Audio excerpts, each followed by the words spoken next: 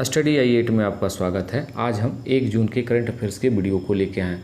Video शुरू करने से पहले आप मेरे चैनल को लाइक, सब्सक्राइब और शेयर करें। तो हम वीडियो को शुरू कर रहे हैं। आज का मेरा पहला प्रश्न है, भारत के सबसे बड़े व्यापारी भागीदार के रूप में किस देश ने चीन को पछाड़ दिया है? Option A Japan, B America, C रूस, डी यूएई। तो इसका राइट आंसर है ऑप्शन बी अमेरिका। अमेरिका ने 2021-22 में चीन को पछाड़ते हुए भारत का शीर्ष व्यापारी भागीदार बन गया है। वहीं बात करें तो वाणिज्य मंत्रालय के आंकड़ों के अनुसार 2021-22 में अमेरिका और भारत के बीच द्विपक्षीय व्यापार 119.42 बिलियन अमेरिकी डॉलर था, जबकि 2020-21 में यह 80.51 बिलियन अमेरिकी डॉलर था। वहीं बात करें तो 2021-22 के दौरान चीन के साथ भारत का दोतरफा वाणिज्य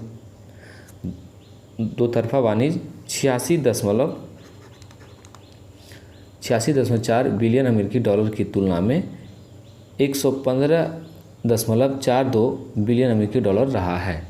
तो इनके बारे में और भी ज़्यादा जानकारी जान लें कि अमेरिका और भारत के साथ और क्या क्या जो समझौते हुए हैं और क्या क्या जैसे कि हम बात करें तो भारत और अमेरिका ने 11 अप्रैल 2022 को वाशिंगटन में 2+2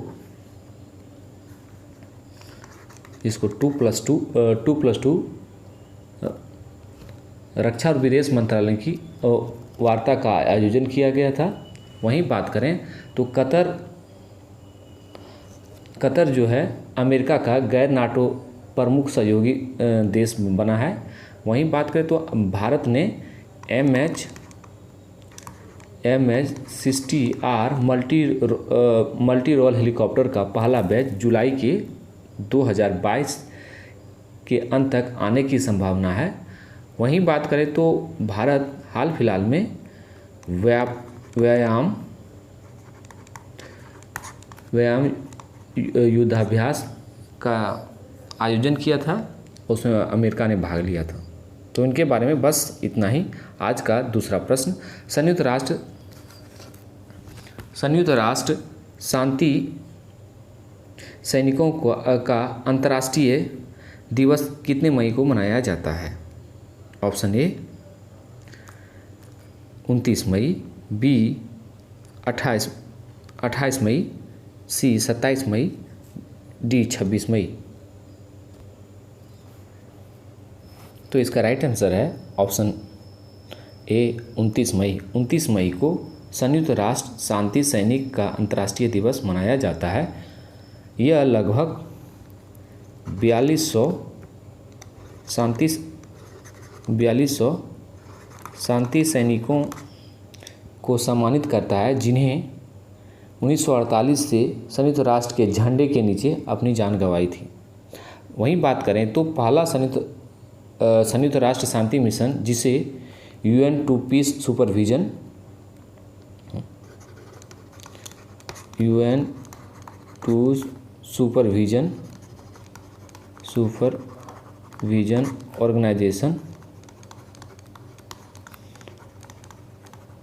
ऑर्गेनाइजेशन भी कहा जाता है। और वहीं 29 मई को इसका परिचालन शुरू किया गया था। 29 मई 1948 को 29 मई।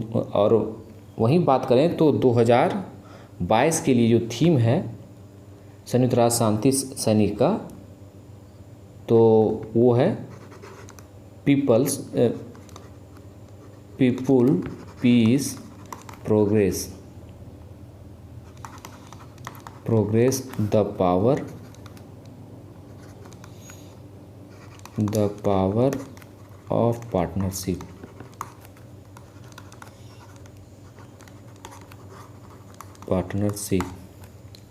तो इनके बारे में बस इतना ही। आज का तीसरा प्रश्न, मुंबई अंतर्राष्ट्रीय फिल्म महोत्सव कौन सा संस्करण मनाया गया है शुरू हुआ है? ऑप्शन ए 15वां, बी 16वां, सी 17वां, डी 18वां। तो इसका राइट आंसर है ऑप्शन सी 17वां। मुंबई अंतर्राष्ट्रीय फिल्म महोत्सव का 17वां संस्करण शुरू हुआ है। वहीं बात करें तो Mumbai international film festival MIFF का 17वां संस्करण 29 मई से 4 जून तक नेहरू सेंटर ऑडिटोरियम में आयोजित किया जा रहा है। वहीं बात करें तो राष्ट्रीय और अंतर्राष्ट्रीय प्रतियोगिता श्रेणी में 119 फिल्में और गैर प्रतिस्पर्धा की 364 फिल्में का प्रदर्शित किया जाएगा। तो इनके बारे में बस इतना ही। आज का चौथा प्रश्न, उत्तर भारत के पहले बायोटेक पार्क का उद्घाटन कहाँ किया गया है? Option A Bihar, B Uttar Pradesh, C Jammu Kashmir, D new Delhi. तो इसका राइट आंसर है ऑप्शन सी जम्मू कश्मीर। जम्मू कश्मीर में उत्तर भारत के पहले बायोटेक पार्क का उद्घाटन किया जाएगा और इसके उद्घाटन केंद्रीय मंत्री डॉक्टर जितेंद्र सिंह के द्वारा किया जाएगा। वहीं बात करें तो पार्क के नए विचारों के उद्भव के लिए केंद्र के रूप में कार्य करेगा और कृषि उद्यमियों और स्टार्टअप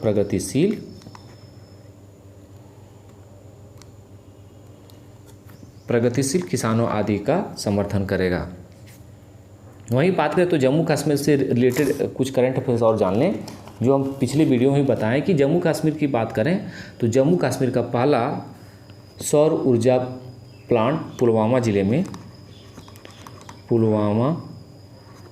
जिले के पंपोर नामक स्थान पर स्थापित किया जाएगा। यह जो प्लांट होगा 10 मेगावाट का बिजली उत्पादन करेगा। वहीं बात करें तो जम्मू कश्मीर में ही गल्फ बिजनेस समिट हुआ था।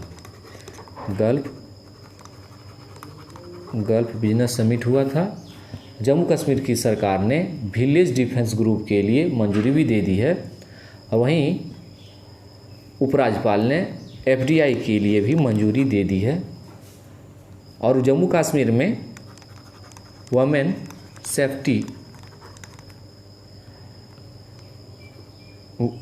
सेफ्टी स्क्वाड भी शुरू किया गया है। और जम्मू कश्मीर में दुनिया का सबसे बड़ा इग्लू कैफ़े भी खोला गया है। दुनिया का सबसे बड़ा इग्लू कैफ़े भी खोला गया है। कंचोट उत्सव जम्मू कश्मीर में ही मनाया जाता है। कंचोट उत्सव जम्मू कश्मीर में ही मनाया जाता है, जो प्राचीन नाग संस्कृति का प्रतीक है। तो इनके बारे में बस इतना ही। आज का 5वां प्रश्न, हाल ही में राजनाथ सिंह द्वारा किस राज्य में 2 नए रक्षा संपदा सर्किल को मंजूरी दी है? Option A Uttar Pradesh, B Uttarakhand, C Himachal Pradesh, D Punjab. तो इसका राइट आंसर है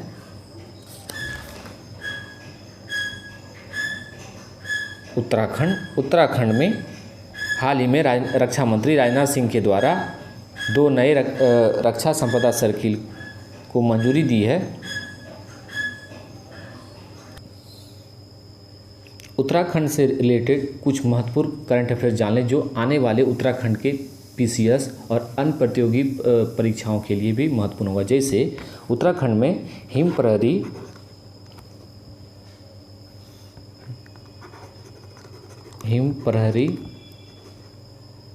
प्रहरी योजना उत्तराखंड में शुरू किया गया है। और उत्तराखंड में भ्रष्टाचार मुक्त उत्तराखंड ऐप 1064 भी लॉन्च की गई है। उत्तराखंड ऐप 1064 भी लॉन्च की, जो भ्रष्टाचार मुक्त करने के लिए उद्देश्य से लॉन्च किए गए। 1/10 pilot project one health pilot project भी में पशुपालन और डेयरी विभाग के लिए शुरू किया गया है। वहीं बात करें तो रितु खंडरी भूषण उत्तराखंड की पहली महिला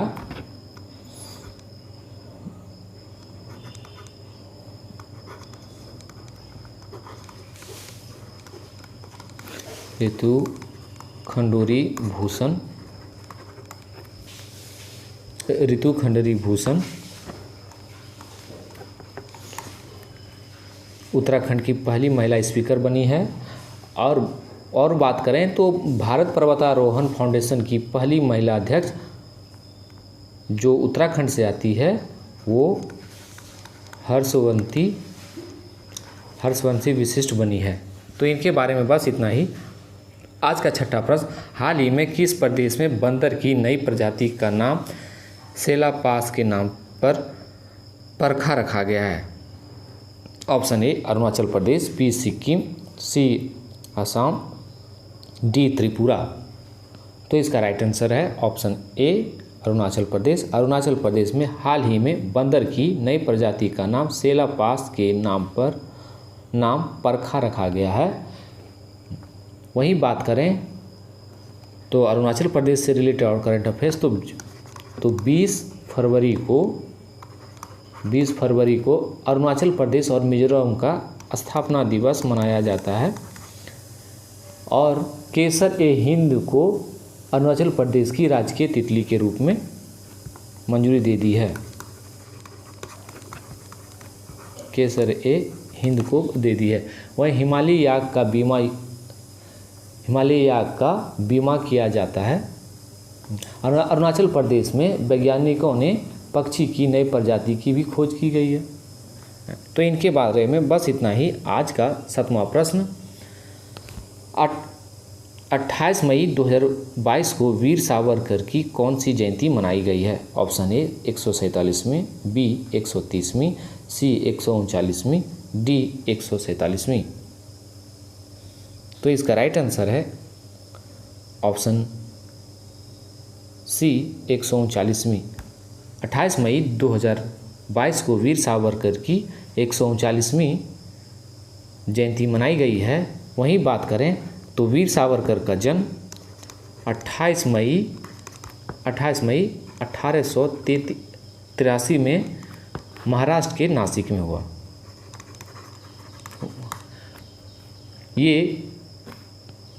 वहीं बात करें तो वीर सावरकर अखिल भारतीय हिंदू महासभा से जुड़े रहे हैं और 1937 से लेकर 1943 के बीच हिंदू महासभा के अध्यक्ष भी रहे हैं।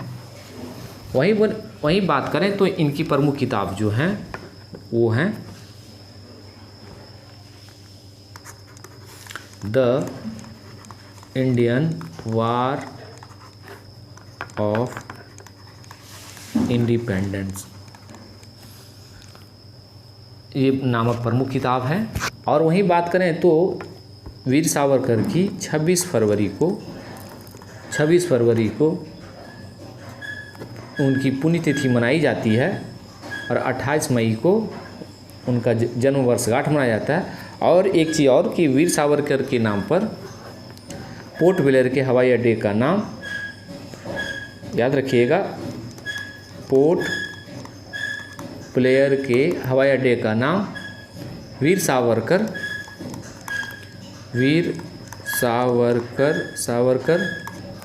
अंतर्राष्ट्रीय हवाई अड्डे कर दिया गया है।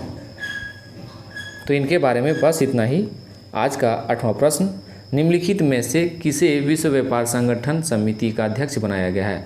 Option A Munawwar Rana, B Anwar Hussain, C Mike Clock, D Ashok Rana. तो इसका राइट आंसर है ऑप्शन बी अनवर हुसैन शेख।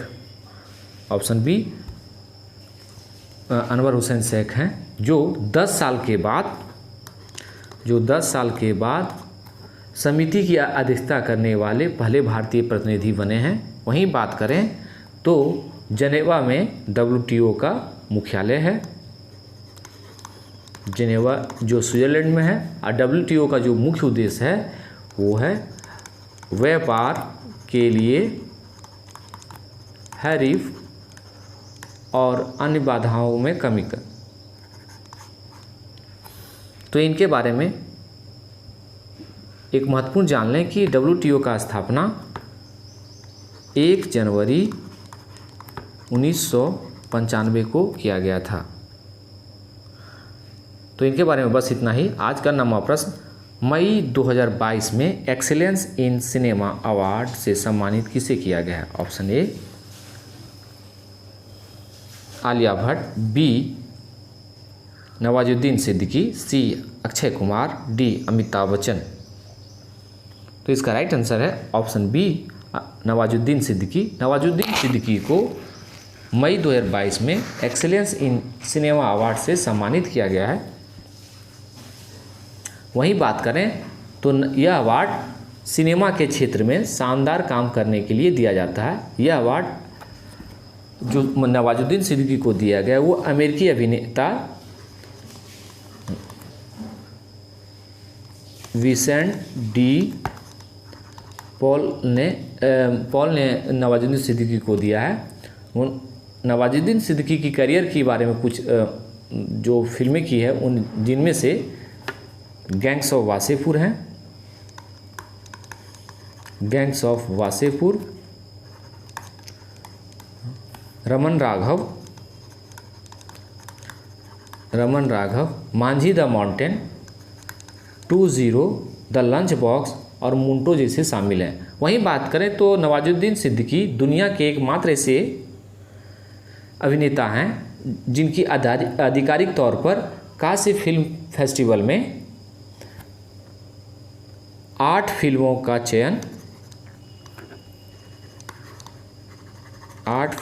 चयन और प्रदर्शन हुआ है।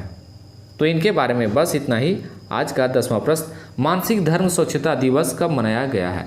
ऑप्शन ए 28 मई, बी 29 मई, सी 27 मई, डी 26 मई। तो इसका राइट आंसर है ऑप्शन ए 28 मई। 28 मई को मानसिक धर्म स्वच्छता दिवस मनाया गया है। तो आज का अंतिम और 11वां प्रश्न की बात करें तो हाल ही में अदानी ग्रीन आर्म ने भारत का पहला पवन सौर हाइब्रिड पावर प्लांट कहाँ चालू किया है? Option A Gandhinagar, B Jaisalmer, C Kutch, D Banaskantha. तो इसका राइट आंसर है ऑप्शन बी जैसलमेर। जैसलमेर में अदानी ग्रीन आर्म ने भारत का पहला पवन सौर हाइब्रिड पावर प्लांट चालू किया है। वहीं बात करें तो अदानी समूह के बारे में, तो अदानी समूह ने मुंबई हवाई अड्डे का भी अधिग्रहण किया है। मुंबई हवाई अड्डे का अधिग्रहण किया है। अदानी समूह ने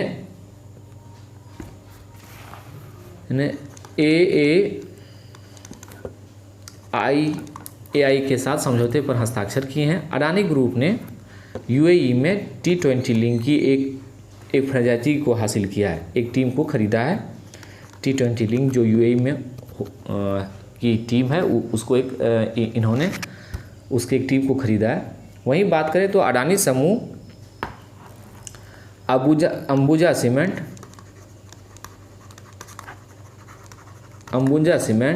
और ACC को $10.5 बिलियन में खरीदा है। वहीं बात करें तो अडानी दुनिया के टॉप 10 अमीरों की सूची में भी शामिल हैं। तो इनके बारे में बस इतना ही आज का। आई thank you for watching study I 8।